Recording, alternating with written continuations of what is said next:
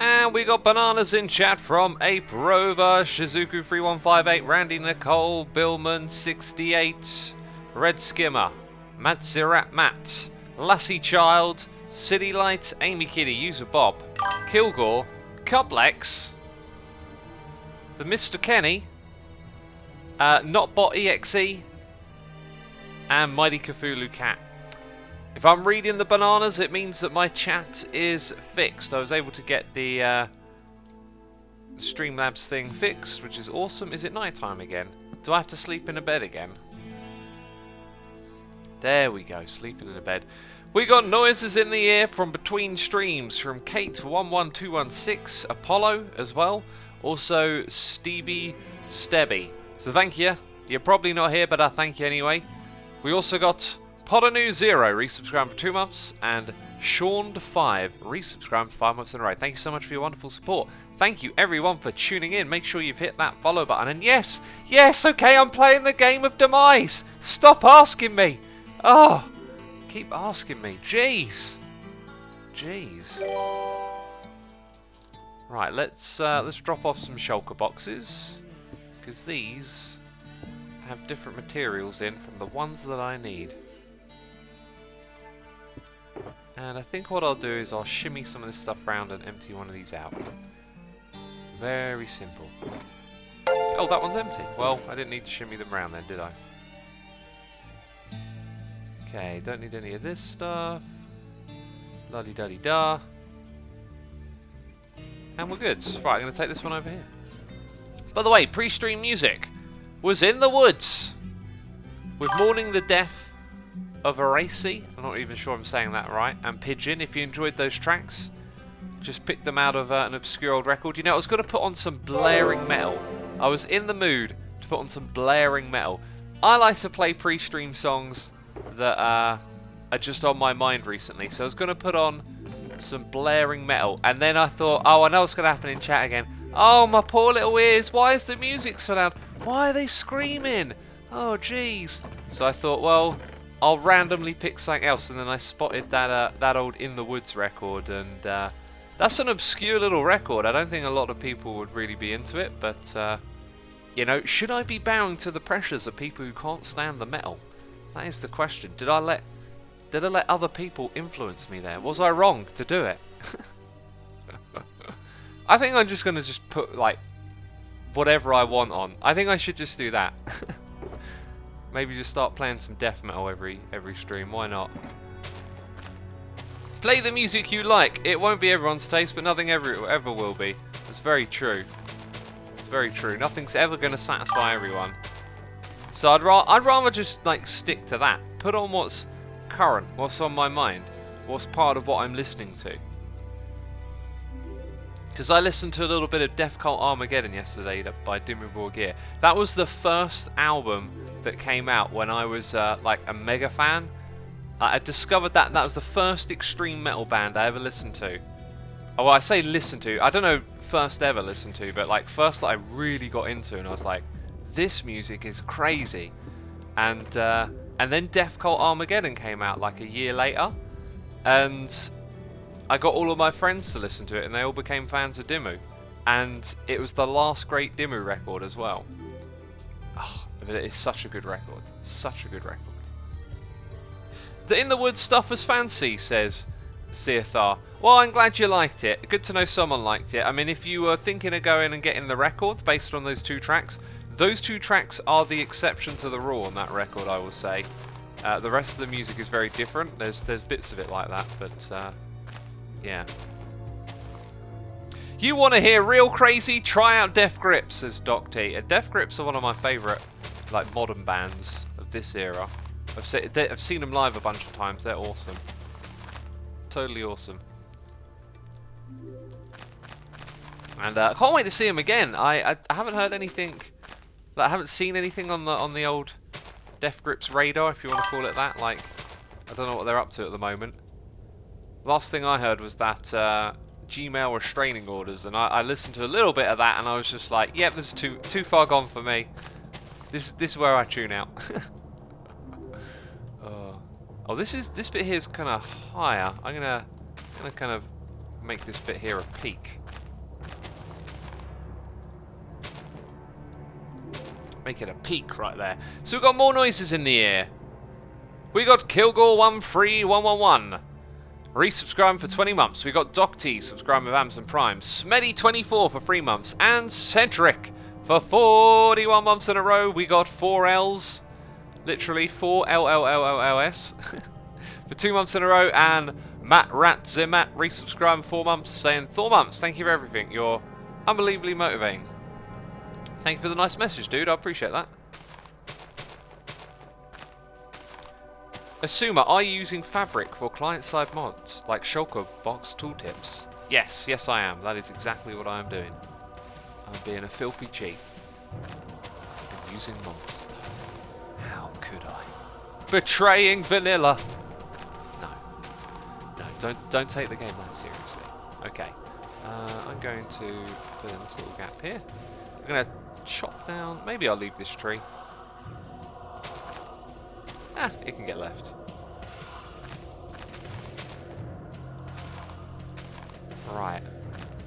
And now we just got to bring these across and make it all merge. This bit here is probably going to be kind of simple. So I can bring it over like that. But then over here I've kind of extended outwards and created a big old glob. A big old glob is what I've created. And there will be pillagers down there coming to kill me. Oh wow, Diablo 2 music, says Storm Knight 20. Yeah, Diablo 2 music today. Love this soundtrack. It's a bit on the dark side, you know, but it's kind of what I like, so it is what it is. This actually won't be so bad. Here come the pillagers, peeps. They're coming to kill me. They don't like me in this area, I swear. Gonna start from the bottom today, I think, and work our way up. So yeah, then we're gonna meet with that there, and that's how we connect the land together. No! No! I don't want to buy a crossbow from you. Leave me alone. No! Don't bring your friends. No! Jeez, these lot, I tell you, they've been trying to sell me crossbows. Right. Get set on fire. Wait, is this a fire aspect sword? Oh, it is. Yeah. Well, now you're wrecked. Now you're wrecked. Bad neighbours, says Silver Pangolian. Yeah, bad neighbours indeed, aren't they just? Nosy neighbours. You know, let me do my little terraforming, landscaping, alright, and leave me be. Are you watching anime or have ever watched some? Says Chipped. I have watched some anime in the past, but I'm currently not watching any anime. I am watching a show on the BBC called The Capture or something like that. It's alright. Pretty well done. Yeah, BBC shows, they can put them together really well. TV shows in general can be put together really well, but unless it has like a satisfying conclusion, it can be quite disappointing. This one's been really good so far, actually. It's just, I wouldn't be surprised if the ending weren't all that, but we'll see where it goes.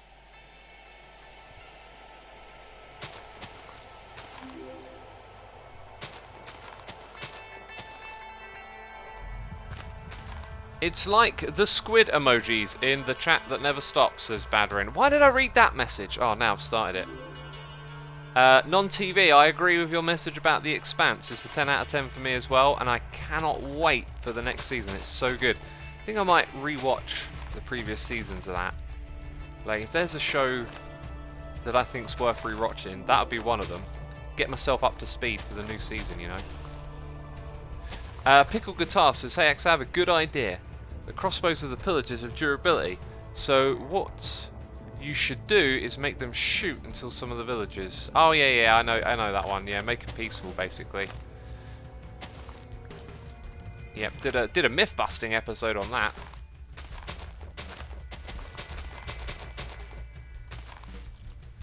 Did a whole myth busting episode on it. Right, the pillagers are. I was just about to say you weren't annoying me. Oh, you are annoying me now. Take my sword to the face. Oh, I guess it's like quite tall just here, doesn't it? Okay. I guess it'll be, you know, having your little landscapes get a bit cliffy is good. Breaks it up. 2 of them. That's right. That's right. Aha! Dead.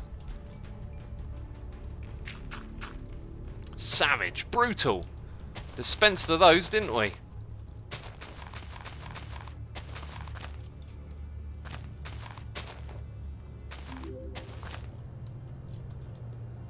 Alright, this is looking alright, I think. Only a teeny tiny bit to do. Which pleases me, because I've spent ages over here doing this.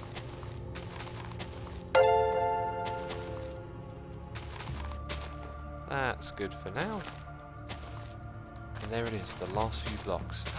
Done! Finito! Finished! I can't believe it. It kind of looks pretty natural as well, but now we need some trees up in here. Oh, is it actually finished? It kind of is. It just... Like, what about this bit with the ravine? It just kind of opens up over it. I think what would be smart here is to probably come around and just tidy up bits of it. I'm not sure what to do with that. Oh, I was about to jump down there. I do have wings. I should sleep in a bed. Right, I look over at my chat and it's full of squids. I should probably start drinking this tea that I made a few minutes ago. We also got a noise in the ear from Manta Zerted. There you go. I said it properly, didn't I? Manta Zerted. Waterfall covering a secret cave, says Wheelia. Yeah, but then I'd have to build a river. And where would that come from? You know, like...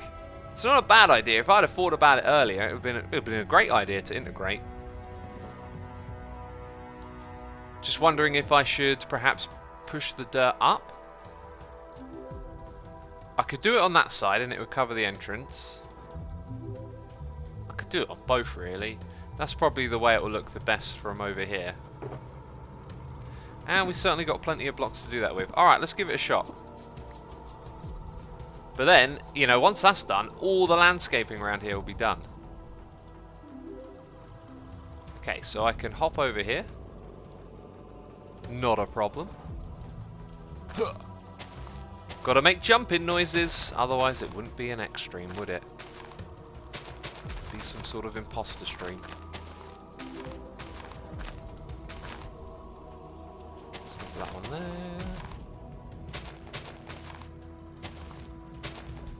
It looks weird while it's grass. It'll soon change, peeps, and it will look much more reasonable.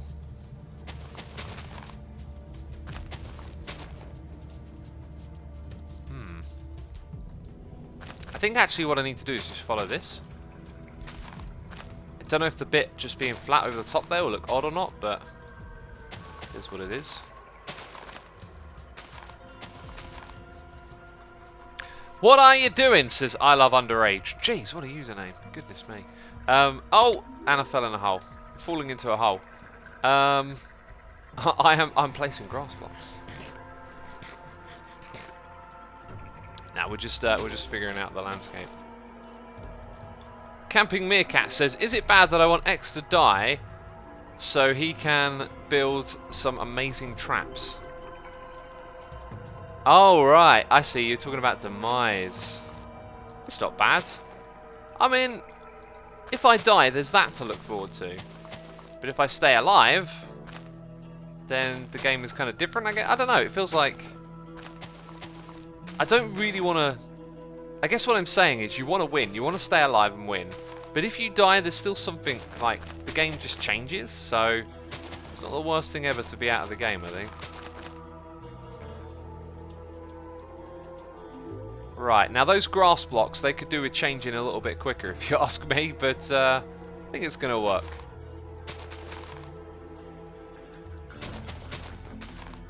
And it kind of feels like there's an opportunity here to bridge things across. I really feel like I should be hiding the leaf blocks from the outside. Probably the tree as well.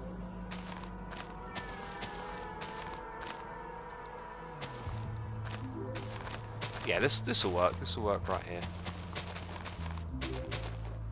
Just cover up the rest of this.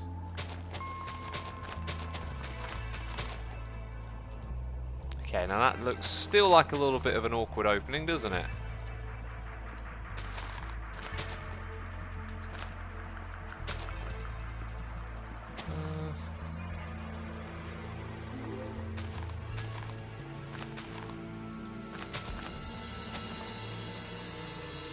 that, I think, is probably about the best we're going to get at the moment.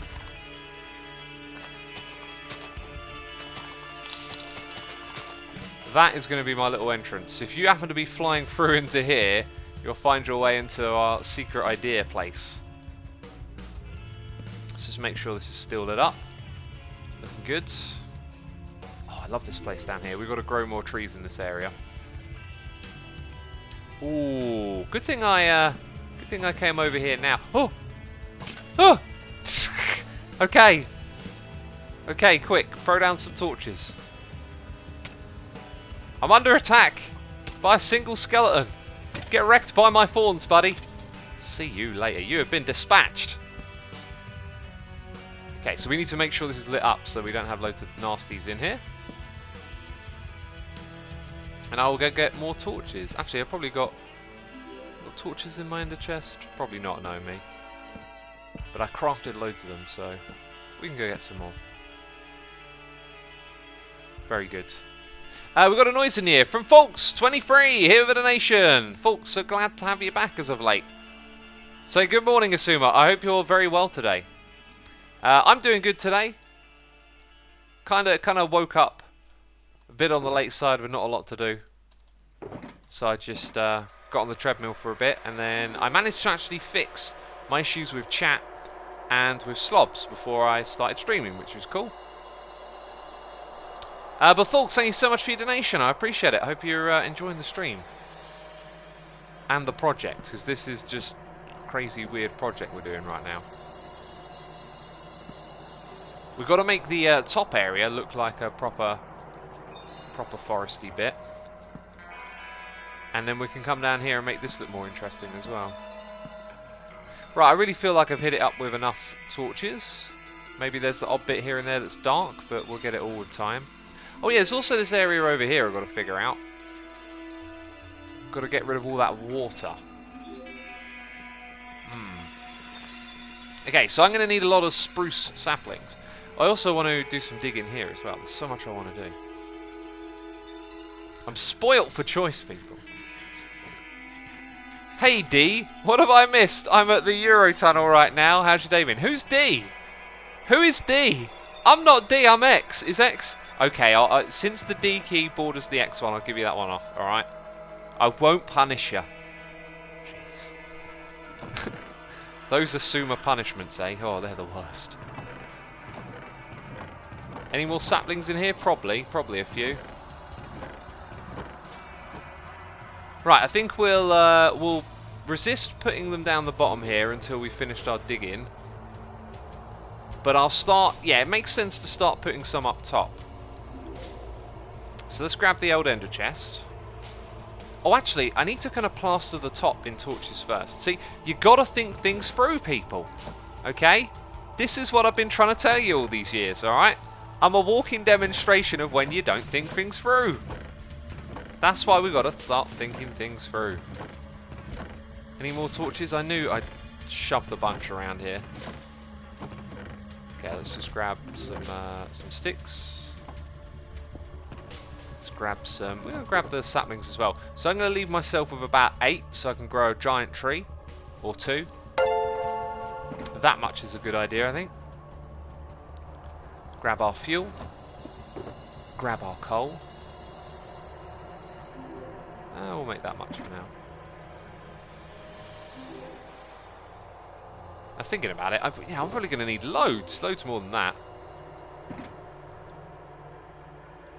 In fact, I'm going to just grab a whole other stack. Right. That many, and that many. Very good. I might have overdone it. Better to overdo it than underdo it, right? Maybe.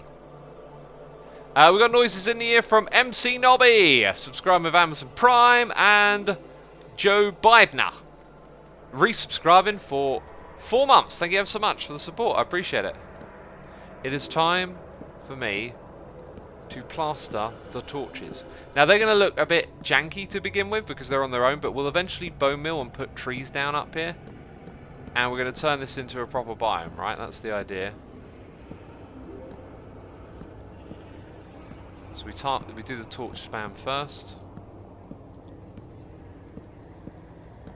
It comes all the way around here as well. People are asking about Joe. Oh, apparently Joe's already died. Oh dear. I'm the only one online at the moment. I was supposed to AFK for emeralds last night. My emerald shop is doing so good. I might even up the price while, you know, the demand is there and see what happens.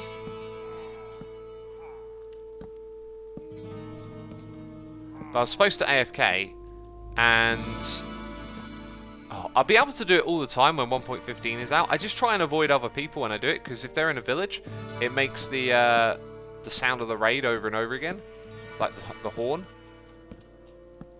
So I have to pick my times, and overnight lately has been pretty good. Okay, these might be too close together, but I don't want any baddies spawning up here. It might be a good time to let night roll around and just see any dark spots as well.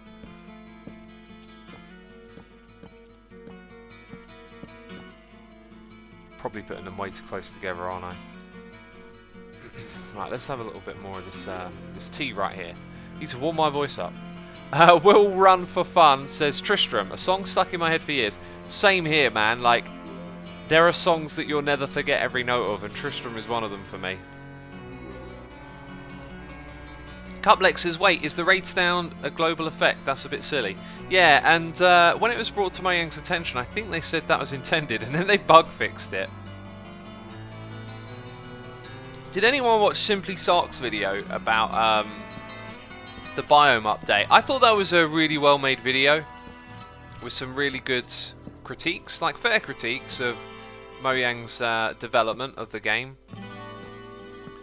I mean, we've got to love and support Mojang for what they do. We should also be able to critique as well. I think that's important. And I'd personally been quite critical of Minecraft's development in the past, but then I sort of took an approach of, well, I don't feel like it's very helpful to be critical, so now I'd rather be supportive of Mojang. You know, it's obvious the team are passionate about the game. They put a lot of their time and energy into it, and it's going to be better for everyone if we support them rather than get on their back about it not being quite how some of us think it should be or want it to be, right? So I take that approach now when it comes to the whole what do we think of how the game's being developed kind of thing. Iskal buying the stock, says Leon Little. Well, I was watching his video, and when I watch, you know, the other Hermit's videos, I tend to skip through a bit just so I can kind of like get an understanding of what's happening. And I saw he was trading with villagers for XP bottles, and I did wonder, maybe it's him who's buying it. Maybe that's where he's got all those emeralds from. So I will be... Oh, this is much better doing this at night. You get like a real feel for where the light spreads to. Anyway, I will be restocking, and I might change the price. Like, I might get a bit capitalist. I've always refrained from doing that, like when products become popular. In fact, the bone blocks are extremely popular, and I would just lower the price, even though they were selling more. So, I might take a different approach this time. You know, I was only looking to light up the custom stuff. Speaking of which, this bit's kind of unfinished. It's another job that needs doing. But I think I might just go ahead and try and light up all of this. Oh, I like the lanterns. Some scaffolding over here. Where are all the mobs then? Are they hiding in the caves? Because they ain't out here, it seems. Right, do we have more? Look at all these torches I've got. This music sounds Mexican, says Navy Blue. It has a little bit of a Spanish... In fact, it's performed on Spanish guitar, but yeah, it's got a little bit of that kind of aesthetic and flair to it. But the music itself, definitely not in any way culturally Mexican. It's just the aesthetic. This is quite dark, this music. Like, dark without, you know, dark without needing heavy and force and brutality. It's very atmospherically dark, and I like that. As you probably know, I like my dark music.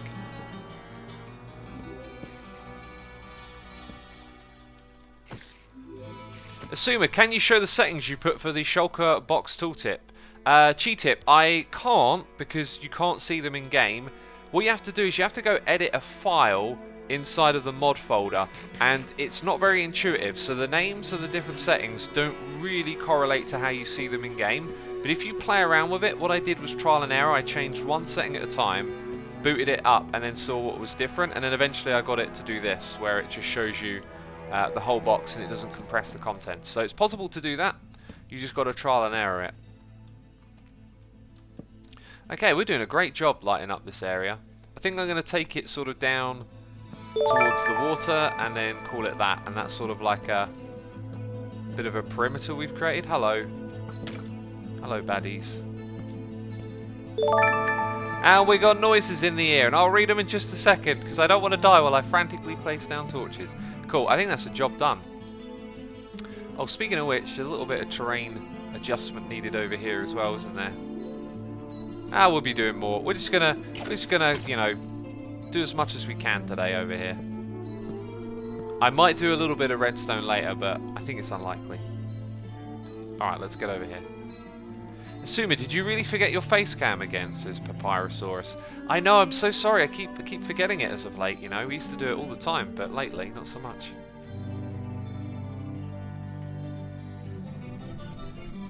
Notbot there, asking me to talk about the Hong Kong and Chinese thing and the backlash to LeBron James. I can do that in just a moment. Let's read these cheers and bits. Mithril Chew is here, throwing cheers and bits, saying, the music get me thinking of Diablo 2. That's because it's the soundtrack, man.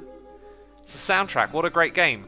Made better by its soundtrack. In fact, I do wonder how much a soundtrack can make or break a game. It definitely enhances Diablo, hands down. That's all I can say. Thank you for your cheers and bits. We've got Halting Jam doing cheers and bits with no message. So thank you ever so much. And we got Badger Spanner with cheers and bits as well. 3 in a row right there. Craziness. Saying, morning X, are you doing a long stream today? If not, don't forget to raid Joe Hills later. He's going live at 5 AM his time so he can raid Doc's charity stream. I have actually coordinated my stream so that I will raid Doc at the beginning of his. Want to support the Doctor, of course. However, I do hope that when he said the time, he was talking about my time. It's a good point. So, Doc told me 11. It's 9:30 where I am. I stream for another 90 minutes and it'll be 11, right? Did he mean 11 his time, which might be different to mine?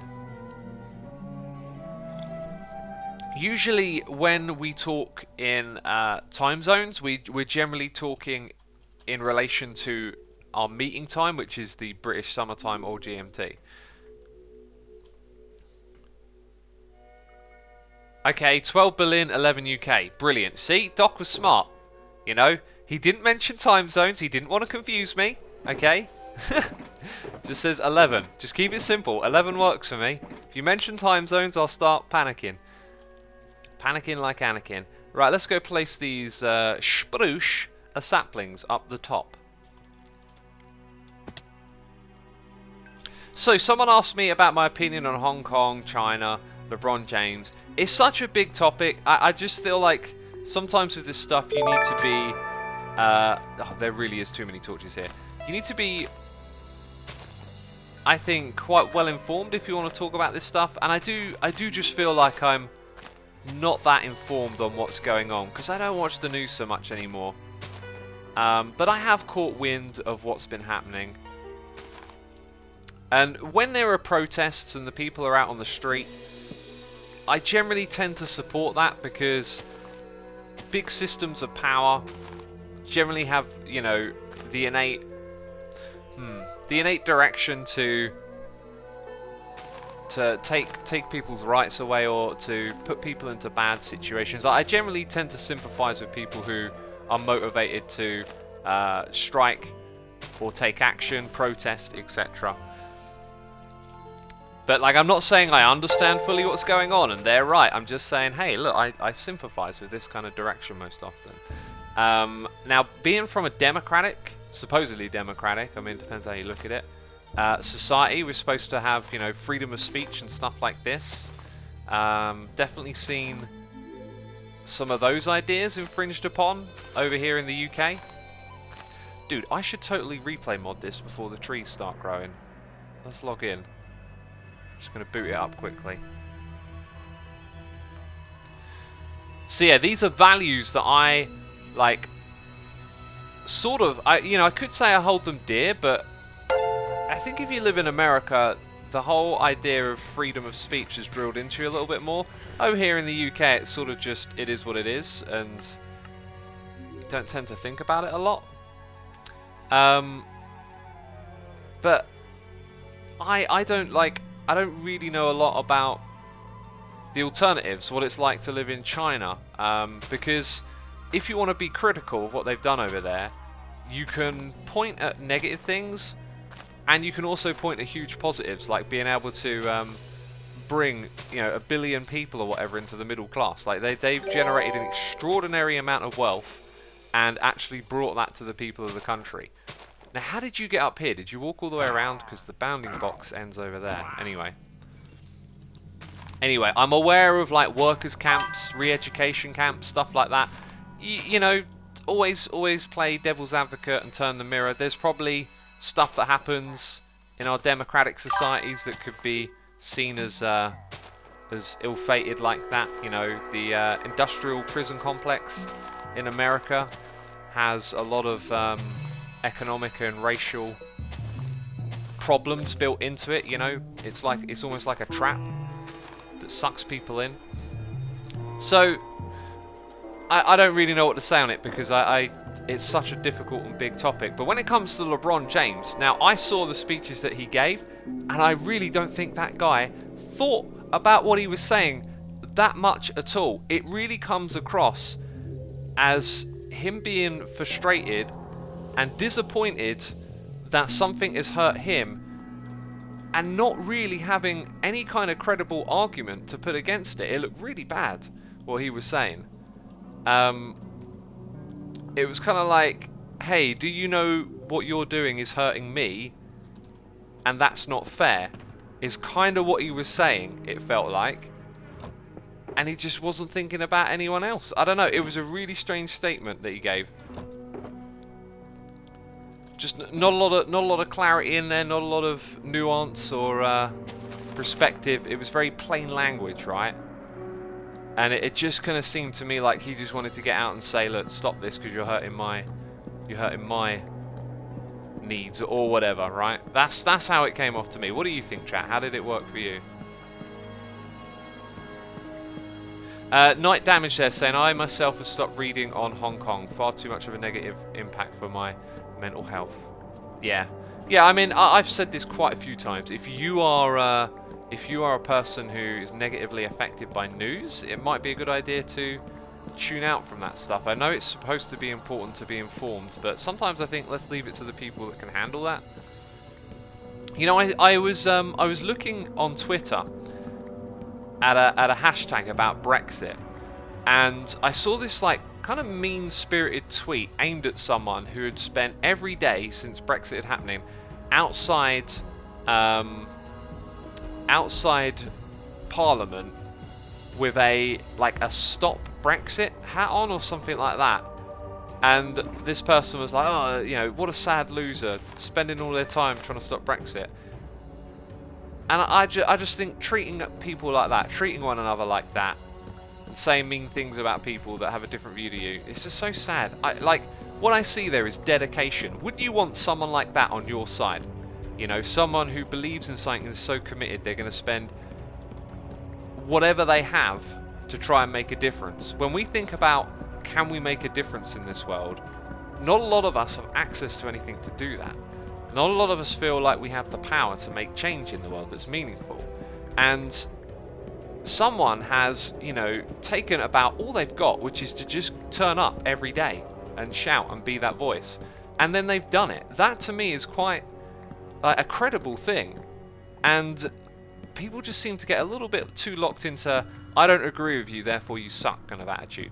Like, whatever side of Brexit you are, having someone turn up every day at Parliament to shout that viewpoint means they care about it that much and they're willing to put that much time into it. That is like a huge thing, I think. That's like very commendable, regardless of what side you're on. Okay, there are lots of massive messages in my chat about China now. and other things.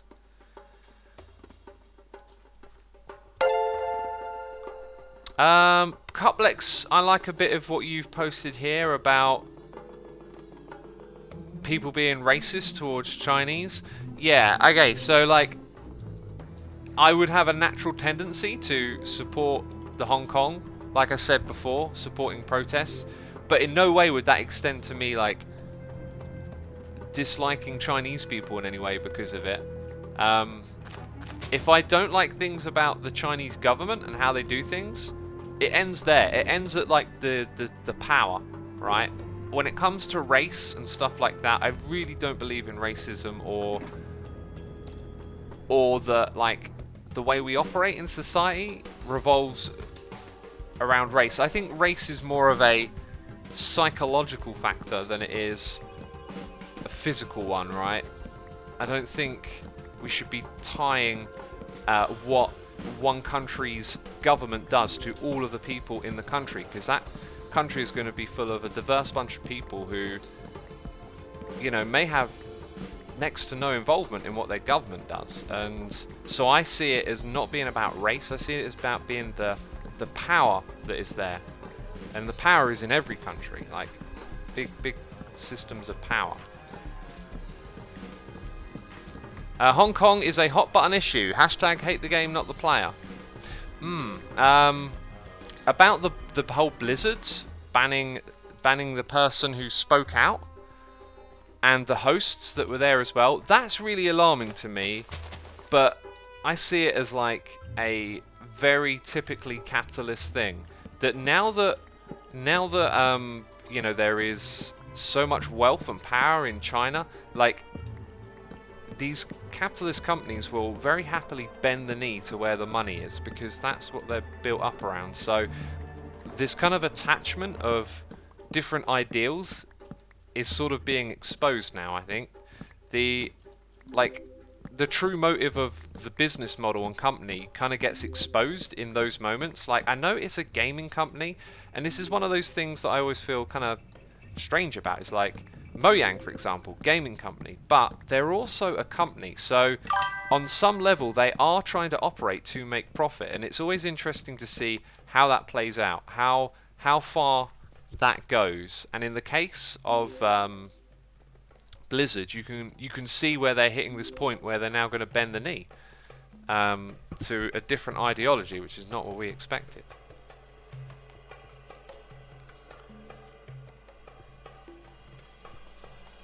I'm just reading a few chats.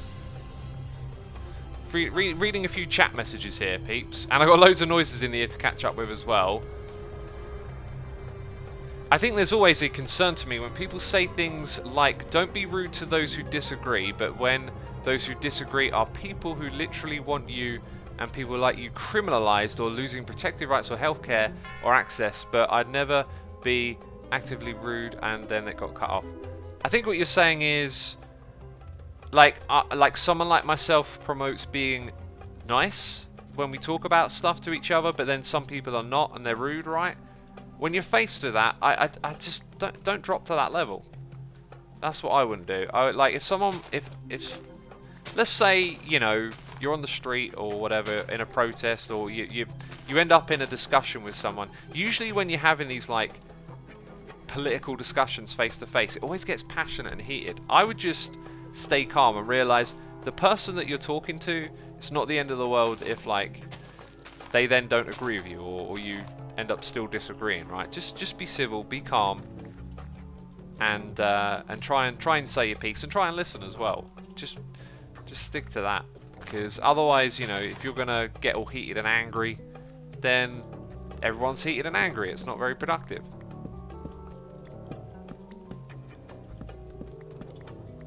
Anyway, let's catch up with these noises in the air, right?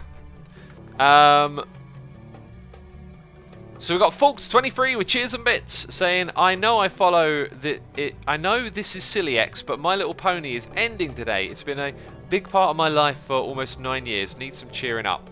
It's always tricky, isn't it, when TV shows and stuff end, things that you're like attached to. And I think it's good to enjoy stuff like that.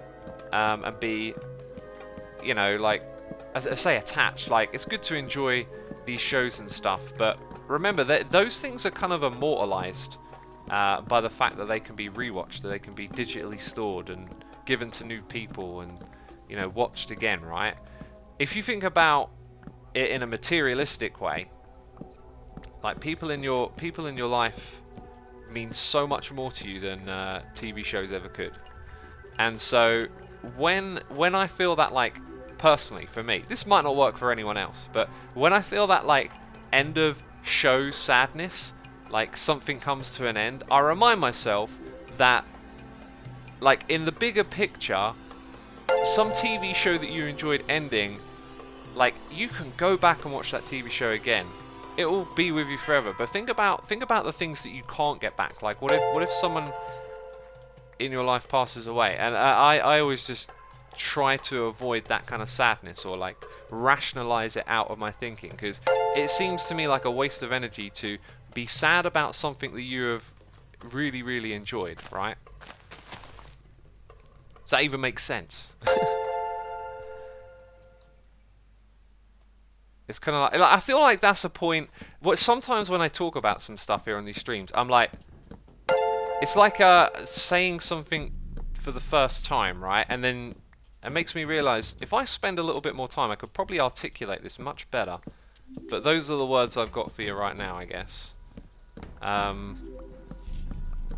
Yeah, just, you know, it is a TV show. It brings you happiness and joy and whatever, and cherish it for that. But remember, like, this sadness that you feel, there are more important things, I guess, in life. That's the way I look at it, right?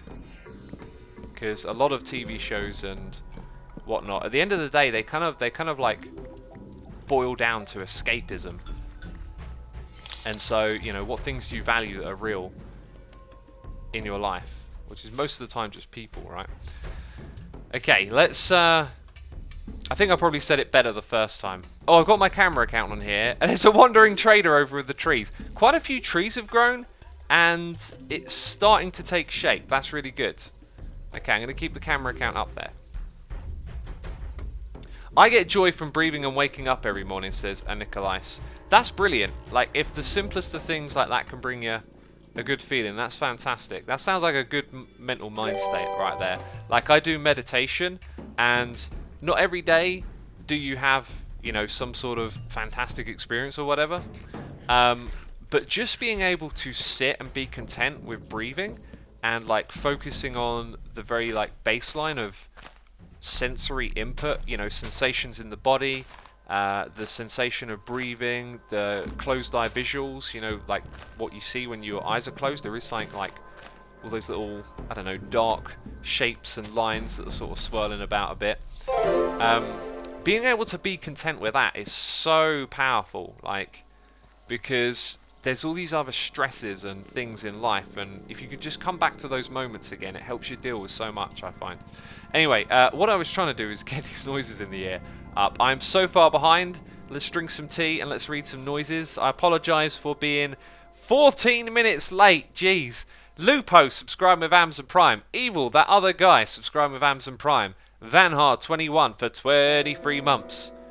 Pazamiga for 2 months. Elad Jenkins for 5 months. Yellow Giraffe 274 with the Prime. And George Philos resubscribed for 2 months. Thank you ever so much, dude. Saying, hey X, I love the videos and streams. Keep up the good work. Thank you, my friend. Sai87, subscribe with Amazon Prime. Mr. X Freeze with the Prime. Riffraff for 13 months. That Christopher 45 and Akeets 97 all subscribing. Thank you ever so much. That Christopher, thank you for 45 months, saying, haha, 45 months, the day I turn 46. I know, old fart, but after 10 years, still enjoying this game immensely. Here's to another 45. Keep up the good work, X. Talking point. I'd like to come back to age in a bit. Wolf Script and Brant have subscribed with Amazon Prime. Thank you ever so much to the both of you. We also have a sub bomb from Badger Spanner here once again. Badger, thank you so much for supporting this community. I appreciate it. Inside joke. My heart skips a beat every time I see you in chat. Oh, some people, eh? Right, let's actually get all of these on the screen. Loki 187. You have been gifted a sub by Badger, so has Evil Steve, Automy Roxy, Rot Jr. and Aki Foss. Oh, that's so funny. Yes, if you just heard your name, you've been given a sub by Badger. Badger, thank you so much for gifting subs to the community as always. I appreciate you doing that. Okay, we got a donation here, noise in the ear from Lensified, saying people are just people regardless of their nation's politics. Yes, I like that. In 2007, the United States aided a North Korean cargo ship that was pirated off the coast of Somalia. Humanity has no political compass. I like your message ever so much. This is one of those things. Why you'll find that I sound like such a fence sitter and such a devil's advocate thing is that we so often compartmentalize things and oversimplify, and by doing that we overlook how complex the world is. And as you point out, there is always some sort of thing that some country has done that is terrible. No country is perfect, no person is perfect, and if we get all emotional and whatnot about the bigger topics and lose sight of the nuance, then there is hypocrisy everywhere to be found. Okay, let's go leave one of these. Let's leave 2 of these behind. They can grow, and then we'll go plant the rest of these down.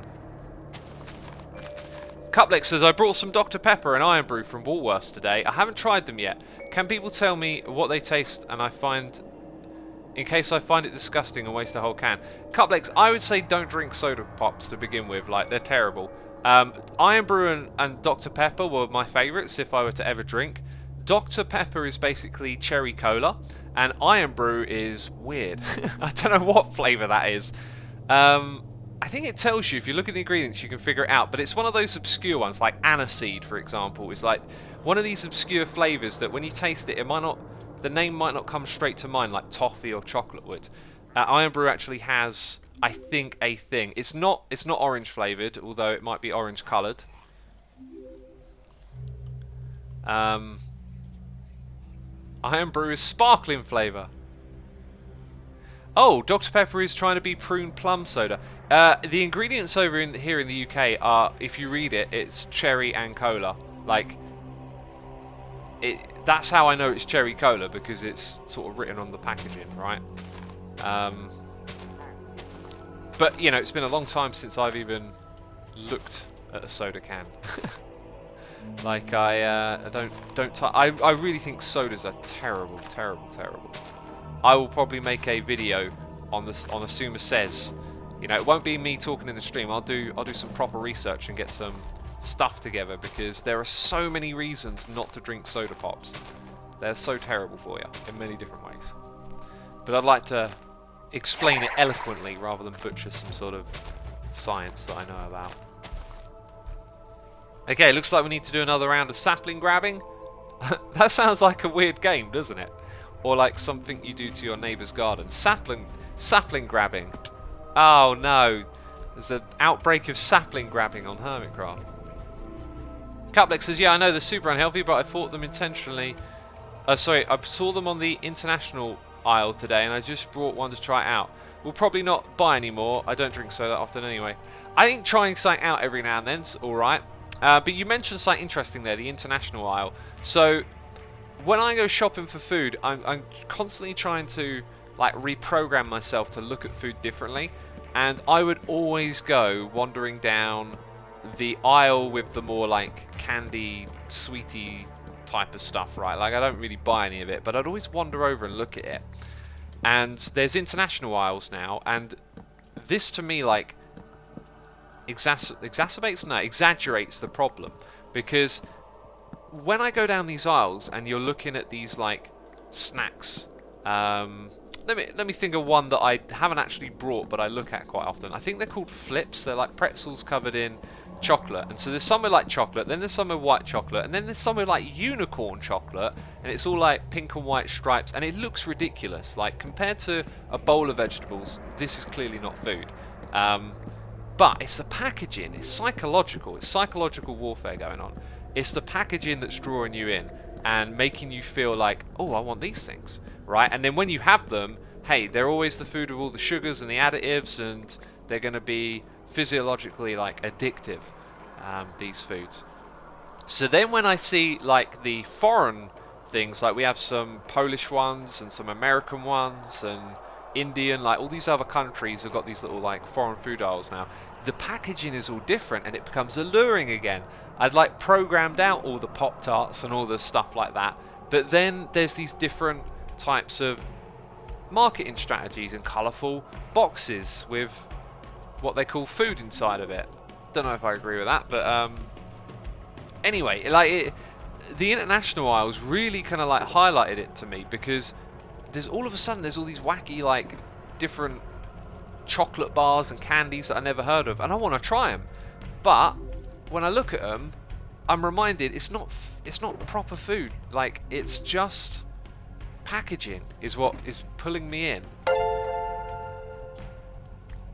Since it's what they call food.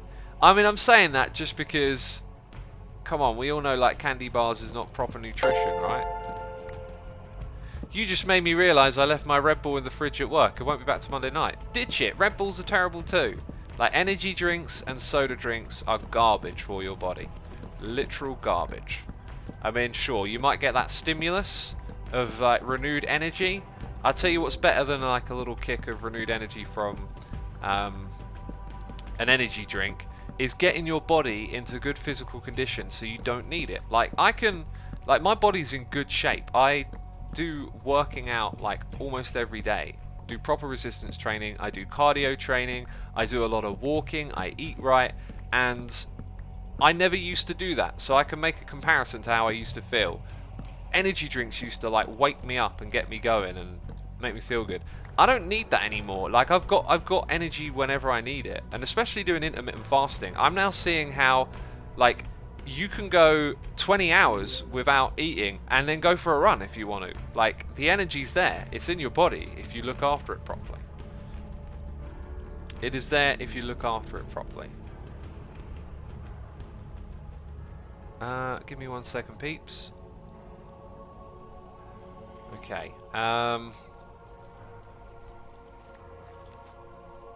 Right, I'm behind on noises in the ear. There was something I wanted to... Swizzer Main, I am not trying to say that. If anything, all I want to do is encourage.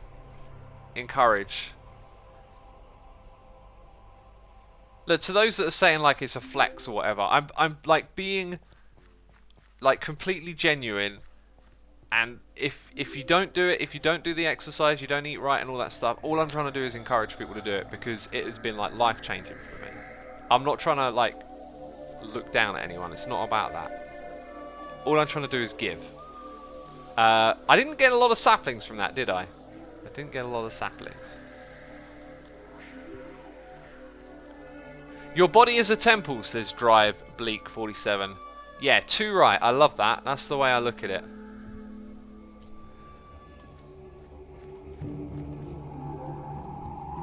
What kind of intermittent fasting do you do, says the Pig Launcher? I started out like with an 8-hour window for eating, got it down to about 7 or 6, and then I just found myself cooking and eating like for way too many hours of the day. So then I'm dropping down to 2 meals a day, and I've literally just started it. I did it Thursday? Oh, I can't remember. I think I've done it for 2 or 3 days in a row. No, I've just done it for 2 days, right? This will be my 3rd day. However, because I'm going to football today, there will be a like, I'm going to basically have like a snack at football, so it'll sort of be like free, and it'll probably be like a 6-hour window. But yesterday I managed to do a proper like 4-hour window, and I was fine with it. And I really like the 2 meals a day, because I can have a massive meal twice, and that fills my belly up, and after I feel very satisfied. On 3 meals a day, I kind of like finish eating and sort of straight away want the next meal. Anyway, so yeah, 4 hours is what I'm aiming for. Why are all his streams just chopping down 4-wide trees? It's just a thing that happens a lot, right?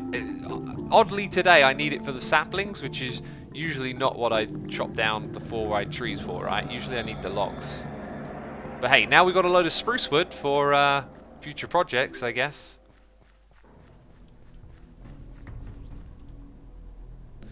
Not to be rude, but how old are you? Asuma, says Owen Page. I don't say exactly how old I am, just because of being anonymous.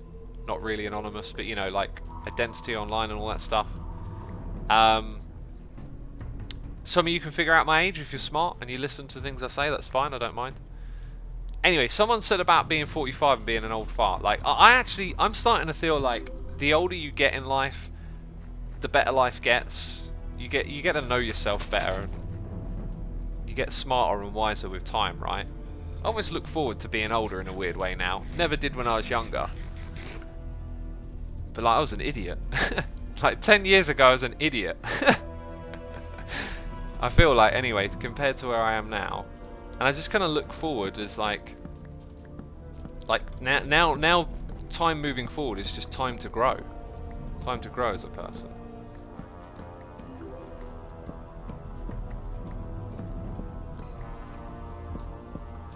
What are your opinions on food and ketchup? I mean, eating food with ketchup. I eat ketchup with hula hoops, Yorkshire puddings, pizza. If you look at the calorie count for stuff like ketchup, it's really quite low.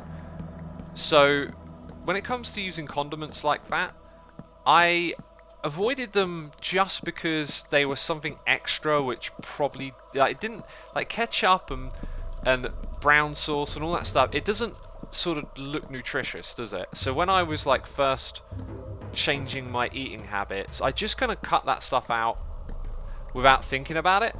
And then later on, I sort of, you know, oh, I wonder what the calorie counts of this stuff are. Actually quite low. So like having a little helping of tomato and mustard sauce or whatever it is, it doesn't really make too much of a difference on the calorie front. So unless there's like some sort of like thing inside of those products that I'm not aware of, like they seem pretty fine to eat with. But putting ketchup on a pizza sounds really odd. I will say that. Ketchup's actually good to you in small amounts, says Turnip Time. Yeah, in small amounts. Probably got something in it you don't obtain somewhere else, and therefore in small quantity it's alright. I don't know though. Doc is live. Really?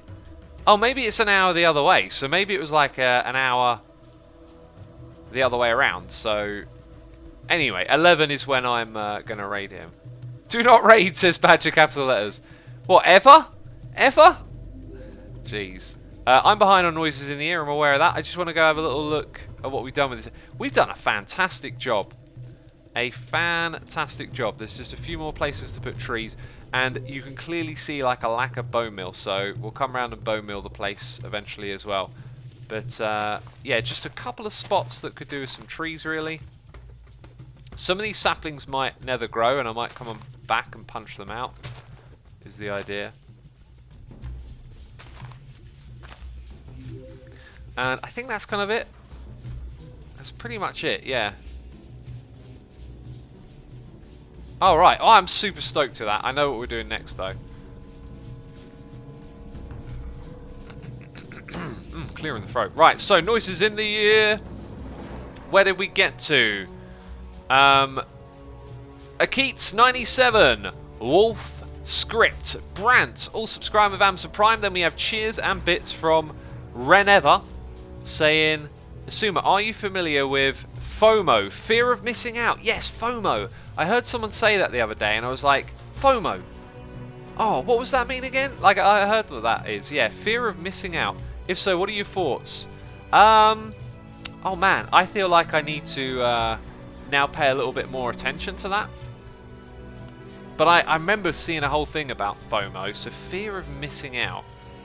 Like, we're not talking about it like it's a phobia, right? Like more like it's a thing that regular people encounter quite often. I've, well, probably without a shadow of a doubt, experienced FOMO at certain points. Nothing like really obvious is coming to mind at this moment in time. But lately, I've kept a thought with me that has been really quite powerful that I think would affect something like FOMO, and that is expectations and disappointment. Expectations lead to disappointment. So when you're in any kind of situation, big or small, your own expectations of that situation can create the disappointment that you can experience. Let's say, let's start with, like, I don't know, something really simple. You go somewhere, or you expect a friend to do something for you or respond to something in a particular way, and it can make you just feel a little bit like, oh, you know, that didn't turn out quite how I thought it would. And just to, when you notice that, just to step back from it a little bit and be like, would I have felt that way had I not already thought or had this expectation of what was going to happen? Go to a restaurant, says Shayna. Great example. Great example. You go to a restaurant, it wasn't quite as good as you thought it would be, and then you're disappointed. Now, if you didn't have like this expectation for it to begin with, you might have really enjoyed that meal. And so I try and find myself with an expectation and ask, is this expectation like necessary? Or does it help? And like, also, sometimes you can't preemptively notice it. And just, if you find yourself disappointed by something, take a moment to be like, you know, does it really matter that much if I'm now disappointed that this thing didn't turn out quite how I thought? A really good example is just arranging things with friends, right? Everyone's got their own life going on, and sometimes friends have to cancel on plans or they forget, and that can make you feel disappointed. And yeah, it can be a bit irritating because you've got expectations or a plan. Maybe you were going to go to the movies or something, whatever, and then you have to change your plans. But again, it's the expectation and the disappointment, and if you can just relieve yourself of that expectation a little bit, you're not quite as disappointed. Please open your inventory. Is there something in here I should be aware of? Am I making any sense right now? I know it makes sense to me. Just not sure if it'll get across, you know. Let's catch up with those noises in the air. G-Stav has resubscribed for 44 months. Let's do it. 13579 for 9 months, saying love your videos. Keep up the good work. We got PaceX here with a donation saying, I love to have your stream on in the background when doing creative things like game dev. Keep it up. Awesome, dude. I like that. Creativity and game development. Cool stuff. I love game development. It's one of the aspects of gaming I really like, is looking into the game and seeing how decisions are made and experiences are crafted and all that kind of stuff. Yeah, game dev is pretty awesome. You are making sense, says Kazazlon. I'm glad I am then.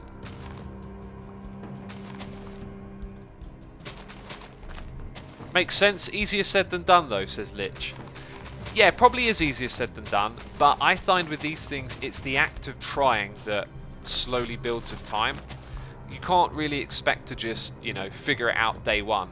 But if you keep coming back to that thought, and then maybe there's like this one moment where it makes sense, and then that can become like a little bit of a foundation for you to build upon that, and then apply it more routinely. I catch myself doing it all the time now. I find, like, especially with family, where you have, like, I think with family it's really like easy to fall into those kind of typical annoyed at each other arguments or whatever, because as family you spend a lot of time together. Oh, this is an instant mine. Yeah, I guess that's so. And everyone knows what I'm talking about. You develop just those habits of interacting with one another, right? And I get disappointed when I fall into those traps of acting that old way, the way you're trying not to fall back into those old arguments again or whatever. But I find just thinking about it helps you avoid it as well. Like, you just see it coming and realize, hey, let this one go. You know, this isn't a big deal. And then you just makes it easier. to be and to be easy around other people. Okay, let's keep filling this all in. I need to catch up with these noises in here because I'm still terribly far behind. It's so choppy when I do that, isn't it? It gets totally choppy. Ah, we got Geordie. Oh, by the way, PaceX, thank you so much for your donation. We got Geordie72606 gifting subs. Very kind of you to do so, Geordie. I thank you for gifting the subs and supporting the community. If you hear your name being read out loud, you know a subscriber. Be sure to say thanks to Geordie, Green Sharpener, and R3_. You are now subscribers. Hope you're enjoying the stream, and thank you again, Geordie. We got Little Tidbits here, resubscribing for 28 months. We got Ginger Not a Ninja for 5 months, and the Astagamer. The Astagamer? I'm probably butchering your name. Thank you so much for your support. I appreciate it. Also, we are actually caught up on noises in the ear. Can you believe it? Peeps asking for thoughts on England versus Australia rugby. I don't watch rugby. And so really I have no thoughts on the matter.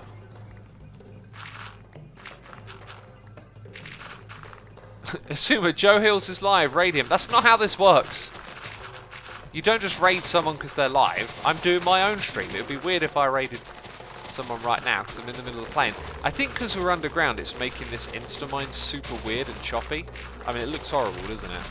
We've experienced this before. I also showed it to Mojang and filled out like a bug report. I don't know what happened to that. Not a clue.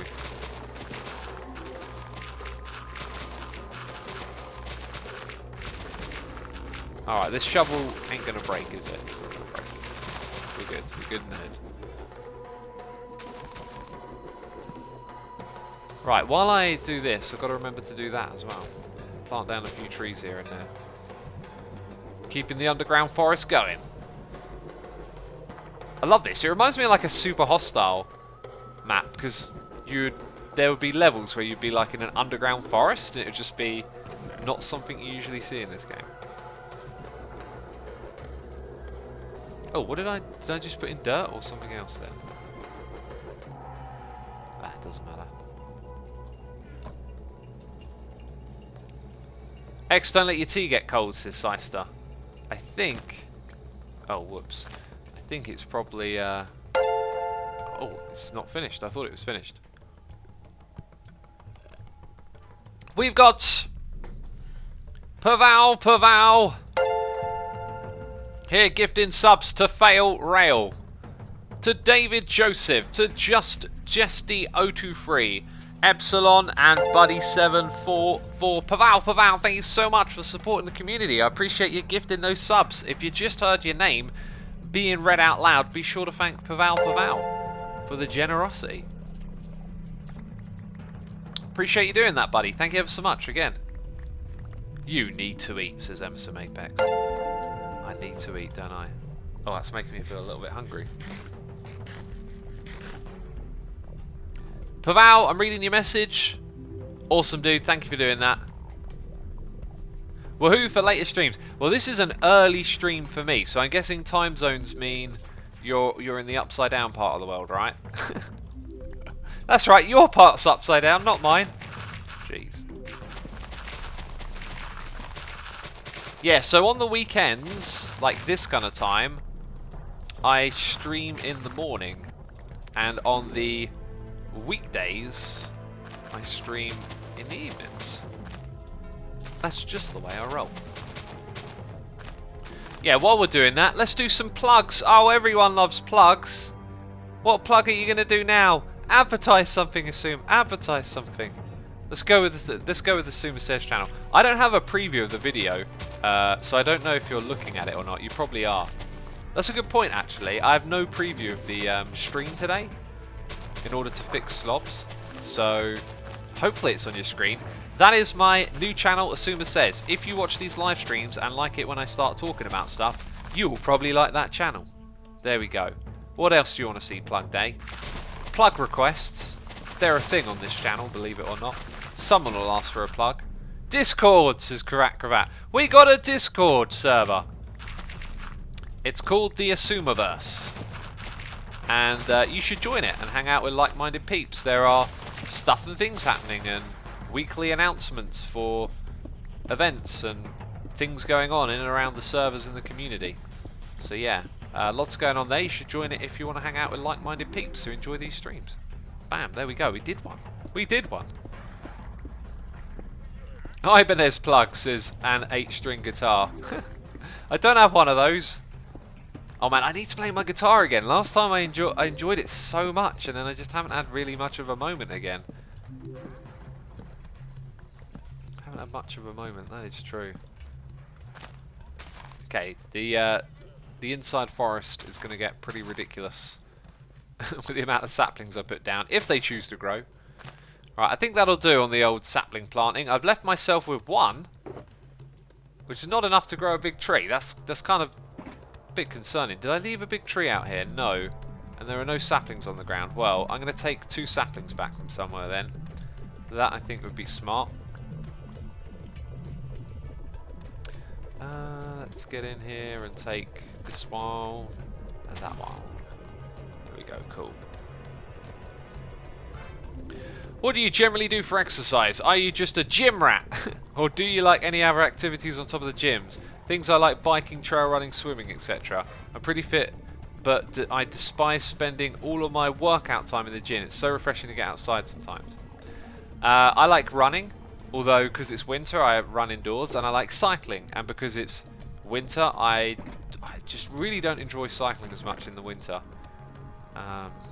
It's kind of a bit annoyed by it because I was kind of really getting into it, and I was considering buying a road bike, but I think what I'm going to do is just it's kind of like next summer I'm really going to get a road bike and really go at it, and maybe give up the running for a little bit, because I've only got so much time for so much activity. But yeah, I do a lot of gym, but I do other stuff as well. Just in winter I end up more of it indoors, I guess. Okay, let's put those in there. So, another job done. The trees are growing, I love it.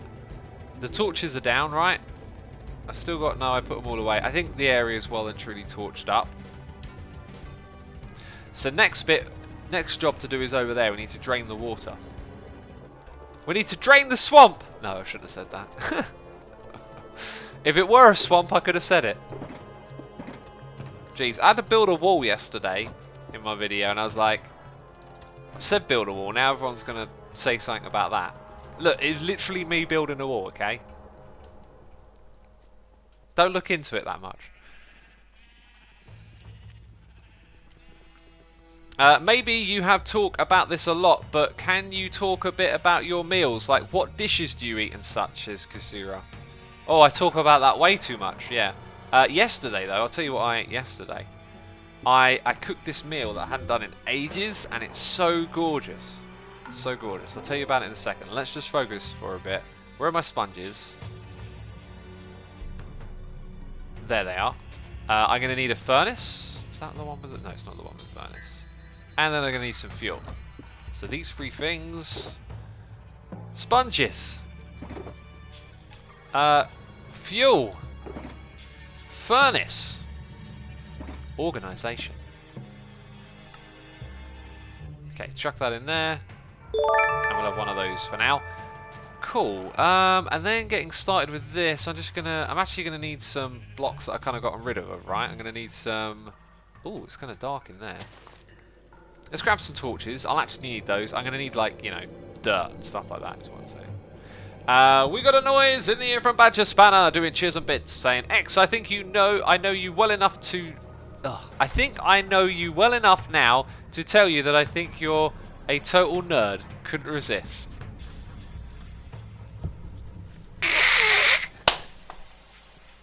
Jelmo in chat says, "Are you a Trump?" I think you're missing a word there. Am I a Trump? Oh, sorry, Badger. Thanks so much for the cheers and the bits. Yeah, well done. Calling me a nerd again. Fine, I'm a nerd, all right. I accept. Oh, I didn't get the torches. You're distracting me. Trump means fart, says Badger. It does over here. It does over here. Oh. So, this meal, okay. Cooking instructions for anyone who wants to make it. you get some vegetable stock. Actually, these are terrible instructions because you'd need the right amount of this and that, right? So these are no longer cooking instructions. You get some hot water, you get some vegetable stock, you get some turmeric, and you get some mustard, okay? Dijon mustard. And you mix it all together with some hot water, right? So that's the first bit. Then you start putting it in a big pan with a bunch of what's called, I think it's called arisotto rice. And it's this really like slow cooking rice that takes a fair bit of time to cook. It takes like literally 40 to 50 minutes to cook it all properly. So you're slowly adding that mix in there, and you put some cheese in with the rice, and so you create this really kind of melty, sort of gooey rice that's all yellowy orange and absolutely tasty. So there's that, and then you cook it alongside with some, I get some wild boar meat, and I get them in sausage form, so I rip out, you know, the little film of stuff around the sausage. I rip all of that stuff off, and then take the wild boar meat and chop it all up into lots of little chunks. Now you throw that in a pan as well, and you cook it with some virgin oil, and you throw in some like Philadelphia cheese, you know, basically some sort of, what do they call that? Like cream cheese, is it? So you're cooking it with cream cheese, and then you mix in smoked paprika. Lots of smoked paprika. And it is so tasty, I tell ya. Whoo! Anyway, when they're both cooked, you're just having this bowl of like gooey, tasty mustard rice and then smoked paprika meat. It is so good. It is so good. Sounds gross, says Randy the Unpaid Mod. Great. Randy Nicole says sounds delicious. Opposing opinions. It's lovely. It depends what you like though. Not everyone will like it, I guess. I don't know how I'd describe it, like in terms of what type of dish it is. I guess it might be a bit on the rich side. It's quite a strong taste.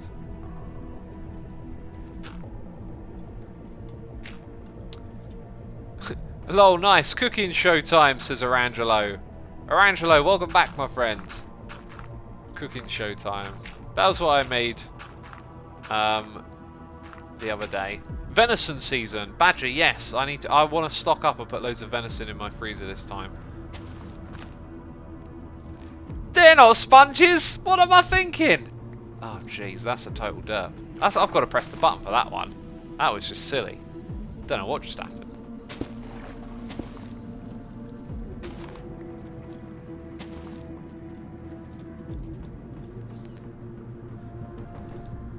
What is your favourite, most impressive build on the Hermitcraft server? Just something Scar did, basically.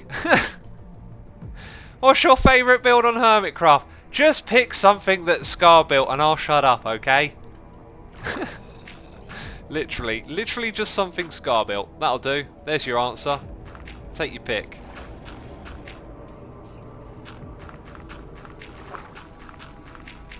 We've got to do the outside round the corner there. There's so much to be done. It's bonkers. Now I'm wondering, might it be quicker if I go 1, 2, 3? Oh, if I didn't have the wings, maybe? The wings in water are terrible. Alright, so this time we're going to go 1, 2, 3. Did it work? It kind of worked. Just maybe a little bit more frequent. 1, 2, 3, and 4. Yeah, that seems to have helped. Ish. Is it forming? No, it's not.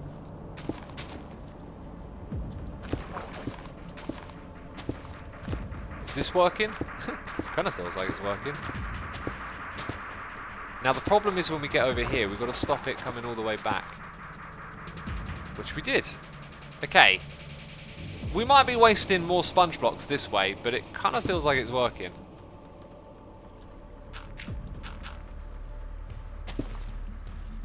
Yeah, that was a waste right there. Can you make a recipe of what you ate?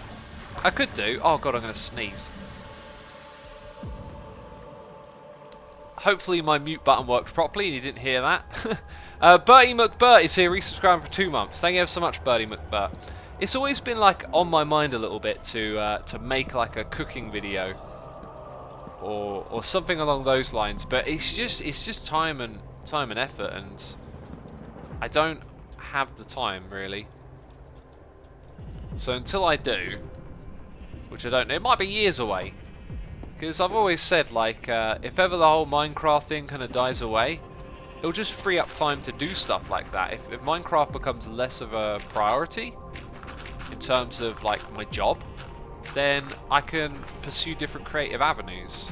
But I thought, you know, 2019, I'd be making cooking videos or whatever, like, and Minecraft would be dead. But no, it's still going. Stronger than ever. I can't believe it. So, you know, it might be 2025. Who knows? But it's certainly something I'd like to do, that's for sure. Now, I want to also block this off around here. Oh, excuse me, got the sniffles. So I need to retain these sponges. Oh, removing them is helping the water form back. We don't actually want that. Hey, I need that. Come back here. We should probably finish doing all of this little block placing before we go too much further with these sponges, I reckon. Probably be a good idea, wouldn't it? Do you do YouTube full-time, says Green Sharpener? Yes, I do, and I have been full-time for about 7 years, I believe. 7 years in like a month or two it'll be. Unbelievable. Excuse me. Oh, I've really got the sniffles now.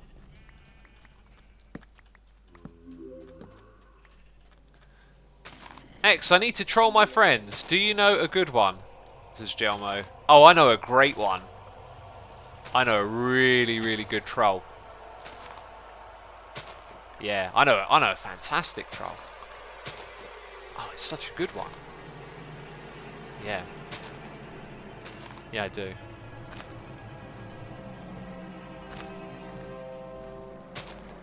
Asuma, how did you have an income when you were still a small channel?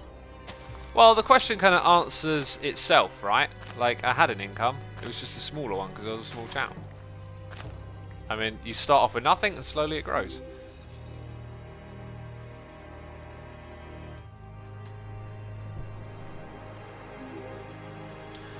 Sander says, "Tell it then, haha." Oh yeah, sorry, the troll. Yeah. I'll tell you after the live stream.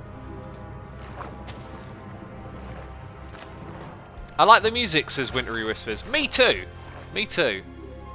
Jojo the Pro says, opinion on vegetarian. Which one? There's loads of them.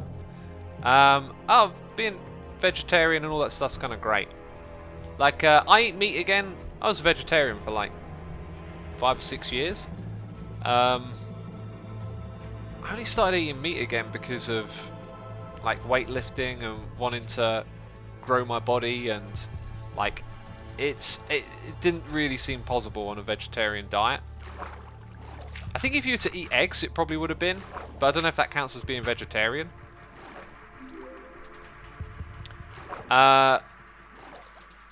Anyway, like learning more about nutrition and diet is what pushed me back onto eating meat. But like you can totally be healthy. And oh man, I'm just gonna repeat myself, right? Because I've said it so many times. Like, vegetarian or vegan isn't necessarily healthy unless you do it right. And so if you're a meat eater, it's the same thing. You can eat unhealthily and be any of these things. If you're eating good healthy foods,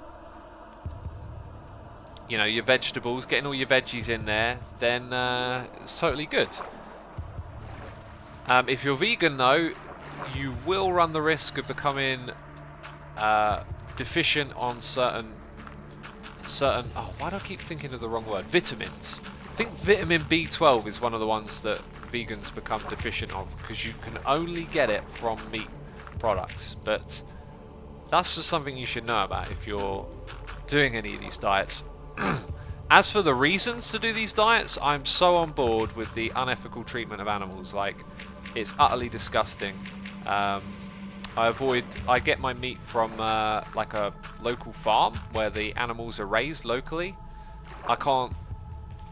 Just can't get on board with the whole factory stuff.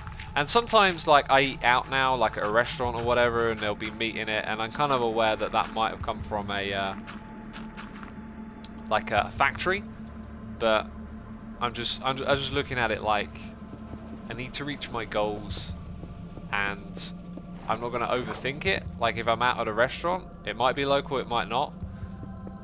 But what I'm really looking forward to is the synthetic meat products that are coming along. Although they're going to need like long-term studies to figure out like if there's any long-term health risks or not. I can't wait for synthetic meat. Like, if we can do it right and we can have synthetic meat and not have animals suffering, that's going to be great. I'm a camitarian, says Jello. I don't even know what that is. It's impossible to raise a vegan child, says Slushy is awesome. I don't think we should be forcing any kind of diet like that upon children, because we know that children can be raised with you know, a meat diet or a vegetarian diet, but pushing it that far. So Shane and Nana says, not true, children can be vegan, but it's very difficult to do correctly. The problem I see with it is just like, in order to know, we have to do experiments, right? And we have to do large experiments to know more precisely what's going on. So I don't think it would be fair to co-opt that sort of diet on children. Adults doing it and participating in studies, like, it's your body, it's your decision. But when you're a child, like, you don't really know what you're signed up for, right? Like, so in my mind, I'm thinking, wait, what did I needed to go get some dirt blocks. So in my mind, I'm thinking it's just not ethically right to put children through that, right? Simply Sark in chat saying, I think lab-grown meat requires the sacrifice of a fetus at the moment, which is a bit of roadblock. Does it? For each piece?